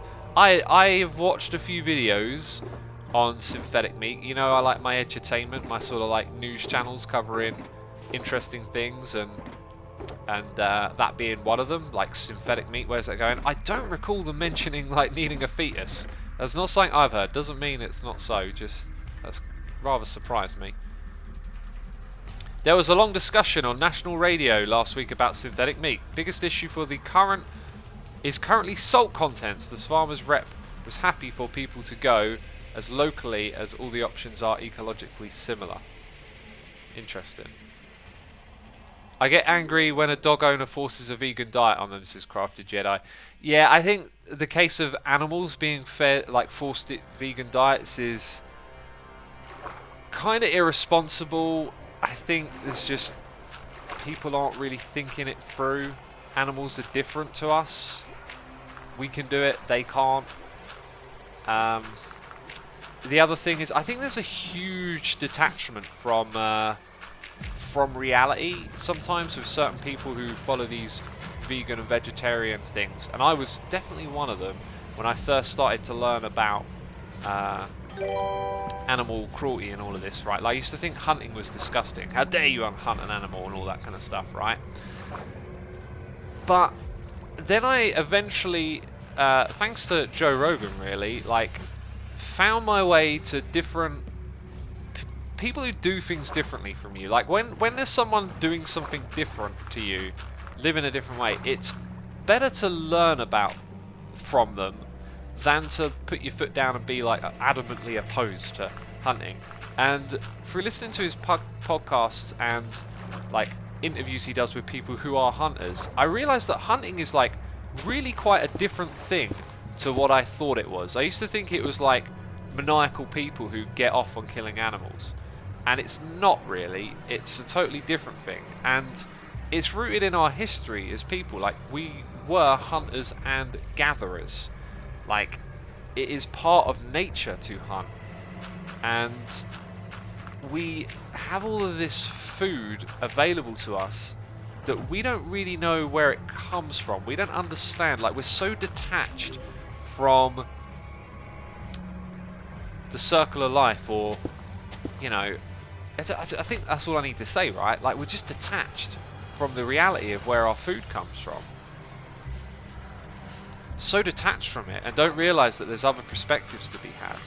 I mean, if our system falls apart that delivers us food and all this other stuff, right, a lot of us are going to struggle to grow and find food, you know? So Alien says hunting today is cruel. Now I disagree. You can hunt in a cruel way. You can do it for cruelty. You can hunt for sport if you take pleasure in shooting an animal and then wasting its carcass and not using it for anything, right? But there are other types of hunting as well. Like some people hunt for their food and it is a spiritual thing. It is like an experience and they respect the animal that they kill. You got to remember that we eat animals and it's part of the circle of life.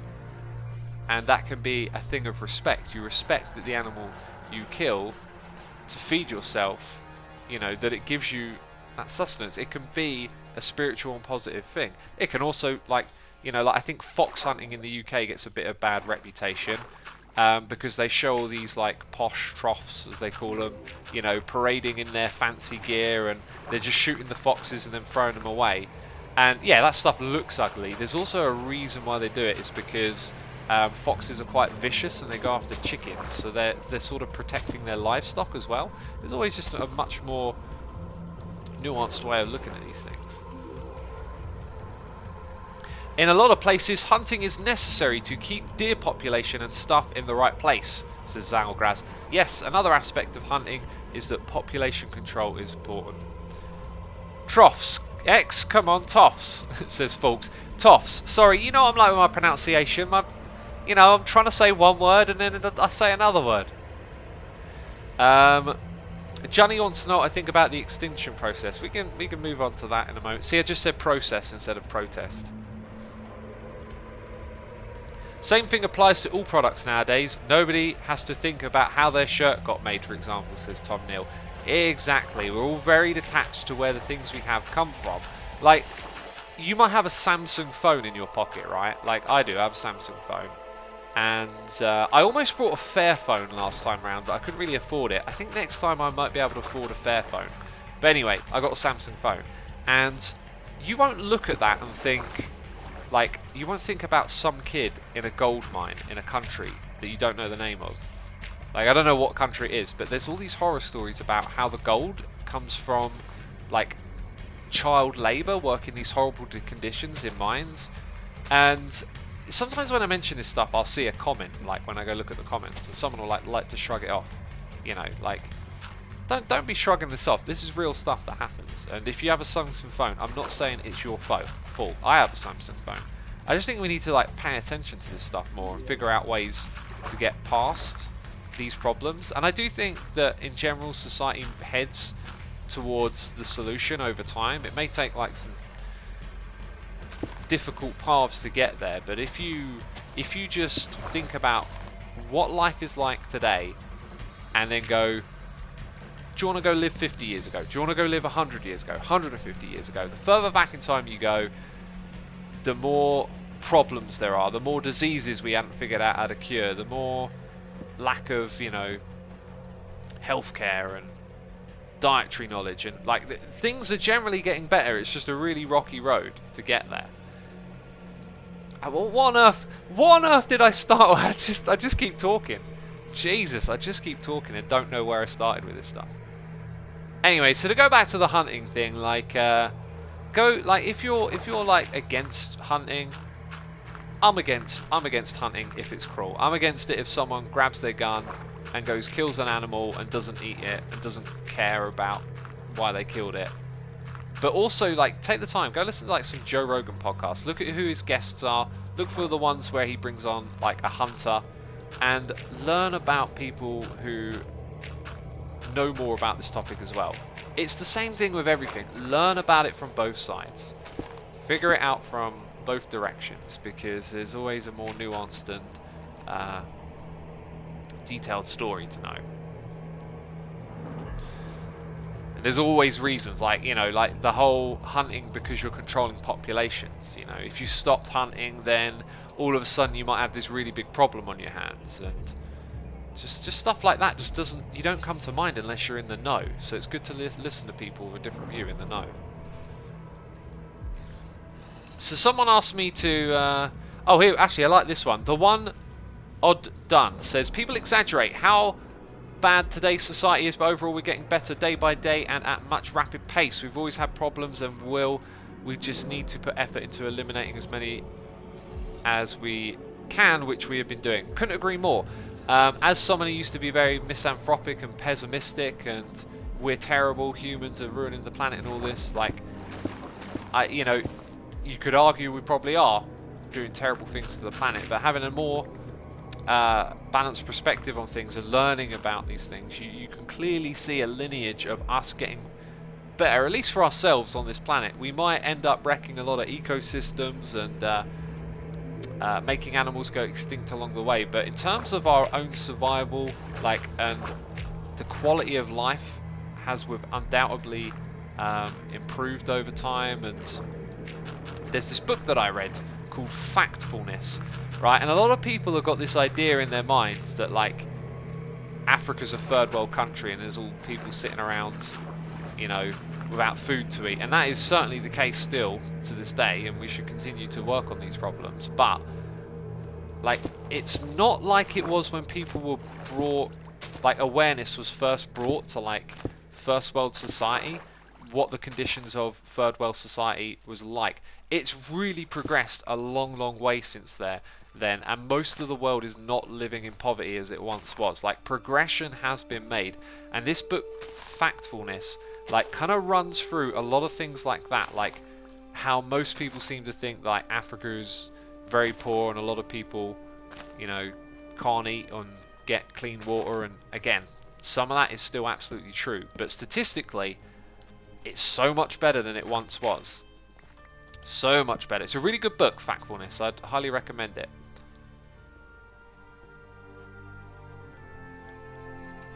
Yeah, and I'm doing a pretty bad job of articulating. Like, there was so much more in that book. It's been ages since I read it, and I wish I could remember some more from it, because there were just loads of really great facts about stuff that's like different from your perspective of it.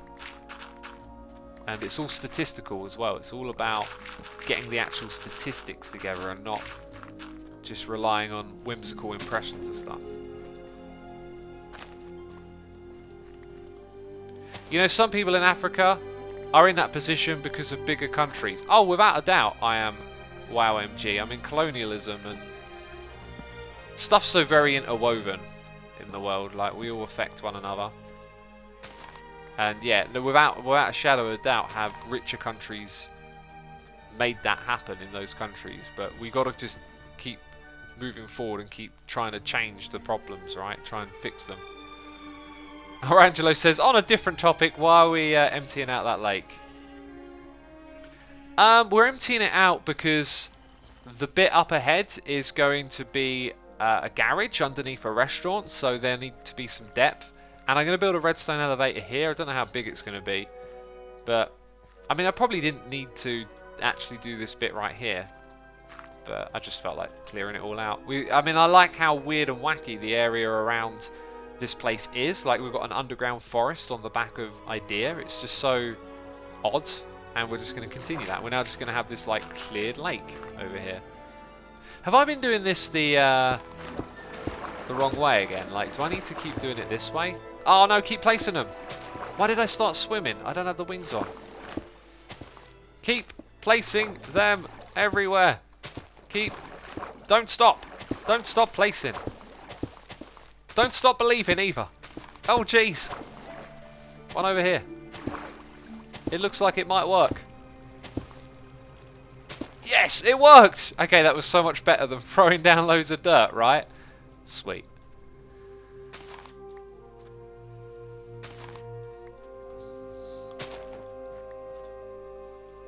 Just keep swimming. Just keep swimming, says Alien. Yeah.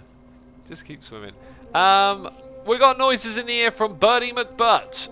Resubscribing for 2 months. We got Tier Latch 47 for 2 months saying Minecraft never dies, does it? How could it? It will never die. I don't think cultural things die. I think they evolve and transform and grow. Like, when Minecraft is no longer like a thing, there'll be some other game out there that's got this kind of survival, living world building aspect to it. It's just inevitable, and then maybe that one day will transform into something else, you know? Because Minecraft has its origins in games before it, and those games have their origins in games before that. That's how things work. You know, people moan about us making remakes of movies, right? Oh, all these remakes. Hollywood's running out of ideas. Right, I'm a bit older now. I remember people saying that when I was a kid, right? If you go back to the origins of cinema, oh, do you know what they were doing? They were remaking books and plays. Oh, they never had any original ideas. That's literally what people used to say, like, just throughout the whole history of cinema. There's always been people saying that, and there's always been remakes. You get to know this stuff by watching those old edutainment videos. They're so great, just like constantly shining a light on just weird stuff that you might not have thought of. I like it. I remember watching one video where they literally just like went through the history and like went to the 50s and just pulled out like a list of remakes for an entire year, and then you're looking at it and you're thinking it's kind of just the same as it is now. But those adaptations are not remakes, the logo. Well, some are adaptations, some are remakes. The lines are blurry. Some of them were straight remakes, like the earlier Frankenstein, Nosferatu, Dracula. Like, some of those movies literally have, I think, like 3 or 4 different versions of them from around like the 1930s. Like, there was a lot of that stuff going on. But hey, like, I don't have the examples to hand right now. I can't exactly remember. This is one of the things that I want to do with my Asuma Says channel, right? Is one day I want to be like, I'll be watching this live stream again, and then I'll be like, right, I said that, now go and find the examples and put it together in a video, and then it'll be much better. Then it'll be like, here's this thing I'm waffling on about, and then here's the fact. A Fistful of Dollars was basically a shot-for-shot remake of a Japanese film, Yojimbo. There's quite a lot of American films that are, yeah, like remakes of other countries' ones. I remember when like J-horror became quite big. Movies like The Grudge and The Ring, like you'd see them over here in the England or America or wherever, right? Like the Western world, as they call it. And then later on, you'd find out, oh, this is actually like a remake of like a movie from another country. And then I went and watched all the J-horror stuff, and that stuff's fantastic. From that era. Oh, there's this one shot that always gets me. I always remember it. I can't remember the name of the movie or whatnot, but anyway, it's like, I think there's students in the school, and there's like, you know, a scary haunting thing going on or whatever. Don't really remember the specifics, but there's this one scene where, like, you look at him, it's like a close-up shot, I think, and you see, like, all of a sudden there's like hair down the side of his chest, and then it cuts away, and then when it cuts back, the ghost of this girl is just on his shoulders with like the hair hanging down, and it is just so chilling, so chilling. And I love the way the Japanese do the scare shots. Like, there's one where there's like a shot of an elevator in a hallway, and then in the elevator, as it slowly zooms in towards it and like diverts your attention to it, there's just this shadow that's like a scrambled, jumbled mess that's constantly shaking, and like you can't make out what it is, but it's utterly terrifying. Utterly terrifying.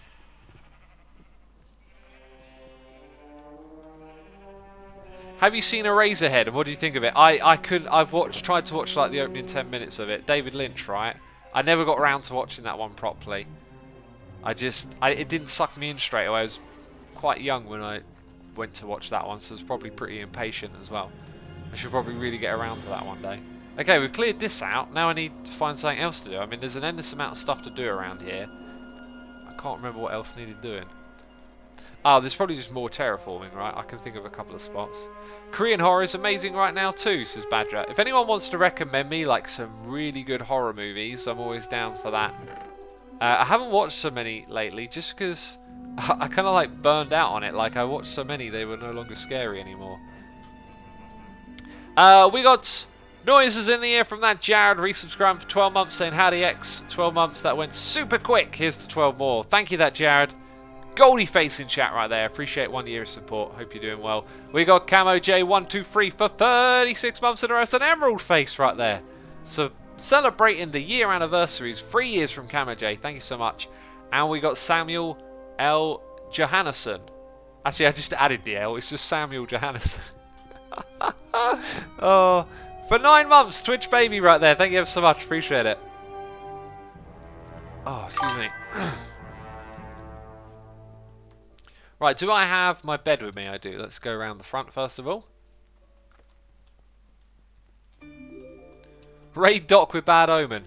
Whoa, wait, my Bad Omen effect's gone. Oh, brilliant. It ran out eventually. Because it does run out. The Cheesecake Tree is here for 4 months saying, I like trees. Oh yeah, Doc isn't on the server. I guess his charity thing might not be on the server. The Cheesecake Tree, thank you ever so much for your 4 months of support. I'm glad that you like trees. Very glad to hear that. Should we put some light sources at the bottom there? I think that could be a good idea.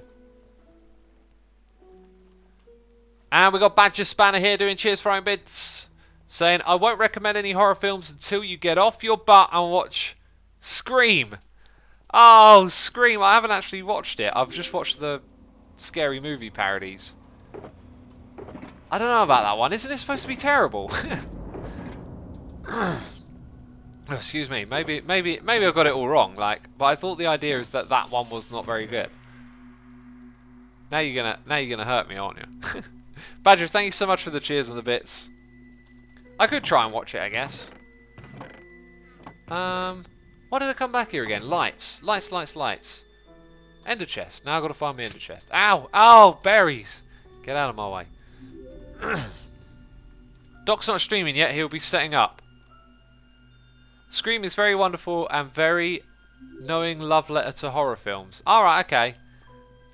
I might have to go verify that. Maybe it's just the fact that Scary Movie is a parody of it made me think that it was a bit of a joke or whatever, right? I could have it entirely wrong. Which is entirely possible. Entirely. Shall I say entirely again?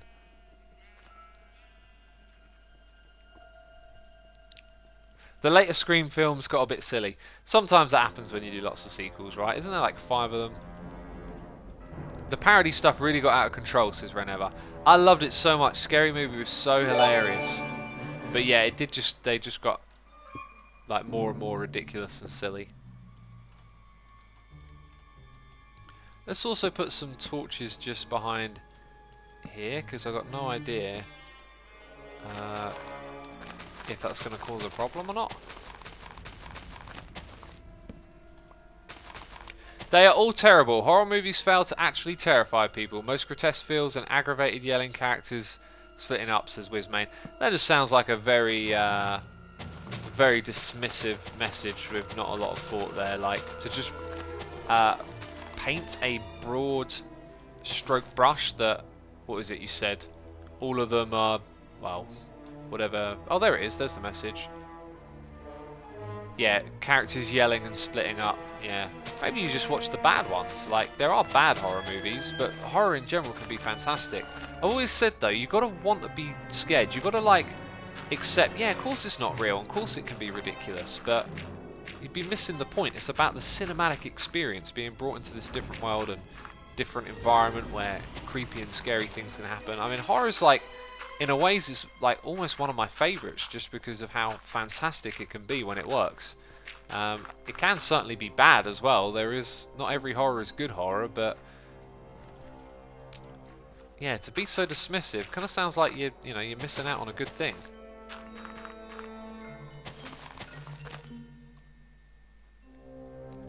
Have you watched the 1980s remake of The Thing? I don't think I did, because I liked the original quite a bit, and I just wasn't interested in seeing a remake of it. The first Wreck was really good, says Pontanu. Yeah, Wreck, all those found footage movies, I love those. Those were really my thing, found footage. Thought that was such a terrific way to do horror. But then it kind of got like saturated and overdone a bit, I guess.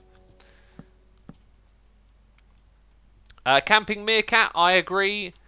The best, I'd say the scariest I've ever seen is the Blair Witch Project. Unfortunately, as a kid, I watched that thinking it was real as well. because they did this thing called a mockumentary, which was like to hype the movie. But I saw the mockumentary because I wasn't allowed to watch the Blair Witch because I wasn't old enough or something like that. And by the time I then got round to watching the Blair Witch, I watched it under the impression that it was real, and it utterly terrified me. Like, it was not good. I was really shook up by that one. It was crazy. But it was such a great idea, and it was great because like that, it was pretty much a new idea. It's probably like, you can probably find, again, edutainment videos, right? You can probably find some smarty pants has gone out there and watched some old movies and realised that, like, hey, there was this movie before the Blair Witch that's kind of like the Blair Witch, is the beginning of found footage. But like, I think that was really the beginning of it all. And so, because the concept is kind of new, it just hangs this big question mark over the top of it. It's like, was that acting or not? Like, and it fooled a lot of people when it first came out, which kind of gave it a bit of a reputation, you know. Fooled me, poor little me. I thought it was real.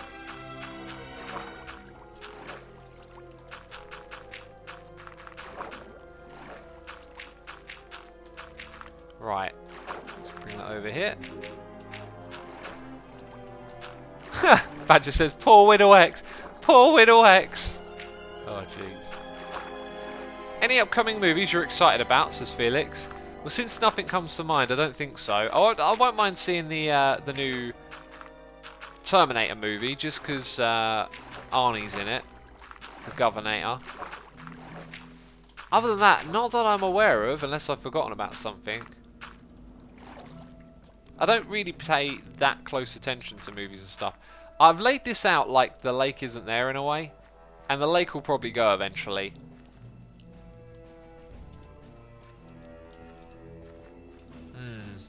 Oh, by the way, the camera in the sky has been on for far too long.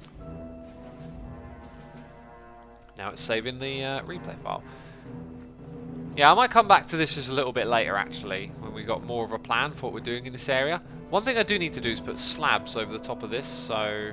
Well, the idea was that nothing would spawn on it, but it's outside the bounding box, and there's torches pretty close by. I probably actually don't need to do that. So I could extend that wall all the way across there. I don't know what I want to do. I ain't got a clue. What do you think about Robert Pattinson playing the new Batman, says My Usual Antics. Isn't Robert Pattinson the guy from the Twilight movies? Now, those movies get some hate. I've never seen them. I've seen him in other movies where he's been fantastic.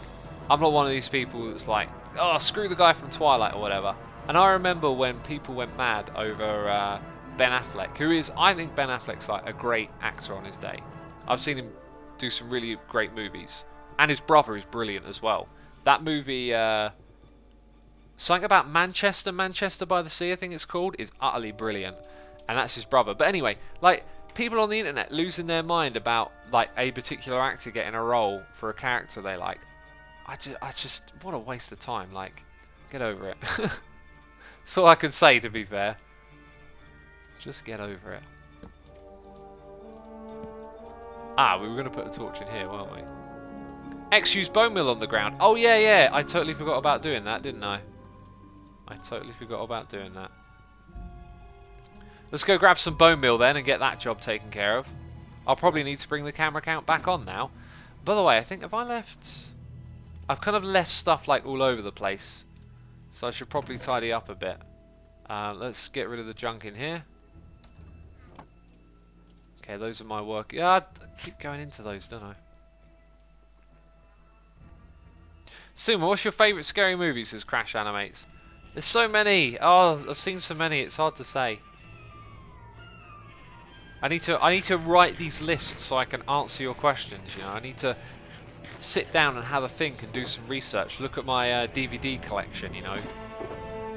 Look at some lists online. Remember some of the ones that I've seen so I can answer your questions. Because I'm terrible at bringing up my favourite movies. Because I like so many of them. Do I need to put anything in here? I don't think so. So fuel in there. Just tidy this away basically. Oh yeah, and that. And that. Well, there we go. My favourite scary movie is Free, says Yafara. Very good, very good. Let's see what you did there. Okay, I don't know how much we need, but if I grab that, we'll have more than enough. That's what I'm thinking. We got a noise in here from... Ozakar. Wait. Ozakar78. I feel like I've always said that differently. For 25 months, thank you so much. I appreciate your continued support. MLT Gavao 17 for 3 months. Thank you again so much for the support. I appreciate it. Randy says I'm more of the history buff more than the scary movies. Check out a channel on YouTube called History Buffs. You'll probably like it. Movies and history is the idea. I'm a bit of a history buff, as they say as well. Like, just fascinated by our past. Right, do I want to keep the yellow and red flowers? No, not really. I'm going to have to go around and punch them all out, I think. But let's get all of the bone meal in place first. Or maybe we'll leave them in for this bit and, you know, because I'm lazy. It'll be an excuse. I'll be like, no, this is the type of spruce forest that has those in. What's wrong with having those in, you know? I don't like the way the tall grass grows straight from the first bone meal, and it always grows at the one that you aim at, I've noticed. Unless there's something above it, then maybe it might not. But yeah, that was a thing they added in one of the updates a bit ago, like that you could just get the tall grass with it, and it, I don't know, I think it's better to just have it not do that. Otherwise you've got to punch the tall grass out each time, you're always going to get some.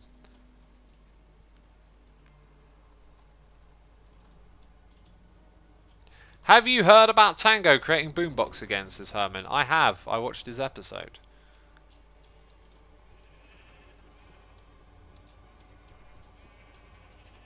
Doc is properly live, says Badger. Good to know. It is indeed past 11 o'clock, so that kind of makes sense.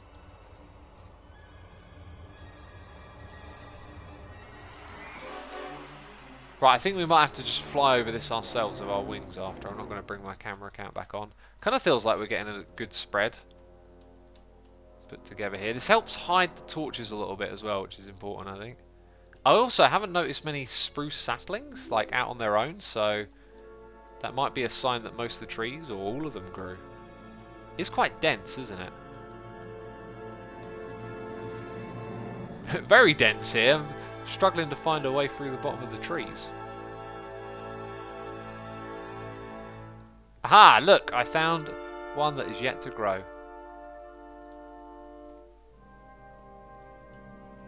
Right, I think as we get to this more sparse area, I kind of need to do the same thing with my bone mealing. Just maybe ease off of it a bit now. Maybe start to punch some bits out as we spread it out to these areas.